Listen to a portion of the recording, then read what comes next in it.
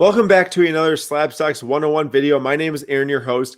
And to finish the research and planning segment of the YouTube series SlabStox 101, I wanted to talk about the gamble versus the invest in the sports car market. And it's up to you which route you choose to go. It all depends on your personal situation, what you want to achieve in the sports car market. You know, if it's having fun versus making a higher ROI, we'll get into that, but definitely up to you. So the first one I wanted to talk about is the gamble of the hobby. The number one gamble in the sports car marketplace is going to be box breaking. We have not covered it yet in the 101 series. It's coming later down the line, but it's when someone opens up a pack of cards that you either find at Target, at local card shops, online, and they try to pull out cards that are worth more than what they're paying for the boxes. Or in other people's case, they're just opening the boxes to have fun and collect the contents of the box. It's rookie cards, base cards, they're building sets, they're trying to pull autographs. A lot of people do it though to try to make money on it. And it's basically like you're going to buy a lottery ticket, you're going to play, blackjack or Texas Hold'em at the casino. It's all different ways that you can actually just gamble in the hobby versus actually, making educated decisions in the investment category.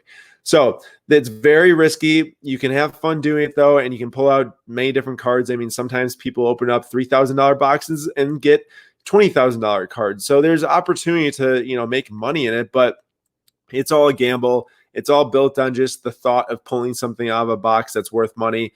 But I will say this is some of opening boxes and pulling packs are some of the fondest memories I have of the sports card hobby. If it goes back to when I was a kid, when I go to Target and get 2012 Prism retail packs, or getting Gypsy Queen for the first time for baseball and pulling a Ryan Braun jersey card, and we're huge Brewer fans. So that was awesome for me. Or even going back just last year when I got actually 2 years ago now, I got a case of Heritage High number 2018 for Christmas. I paid for some of it, but it was one of my very first cases, actually my first and only case I've ever opened of hobby boxes, which was 12 hobby boxes.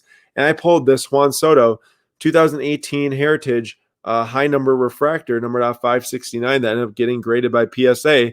It got a 10, and I'm never selling it. So it's a memory I have from collecting sports cards that was due to opening up packs and boxes.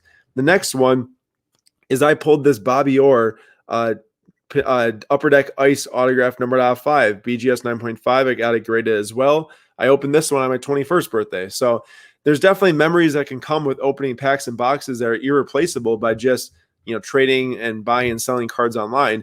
But there's a lot of risk that comes with it. And you have to understand that if that's what you want in the sports card hobby, if you're doing it to open boxes and to build a collection around pack pulls, the other thing that's really different is 2 years ago or a year ago when I was, collecting these things for my collection and opening up packs, it was so much more affordable then. Now packs and boxes are so much more expensive because the singles from them are so much more expensive, but it makes it hard for people on a low budget to actually do it, which is why 90% of the time you see people get involved in the sports card market for the buying and selling aspect because of the investing, because of making the educated decisions with the PSA population reports, with the eBay sales data, with the prospecting, different basketball and football and baseball players doing an ample amount of research to understand which players you want to go in on, understanding which cards you want to go in on, understanding the different brands, the different parallels, the different risks to different cards, the pros and cons, the building out the strategies.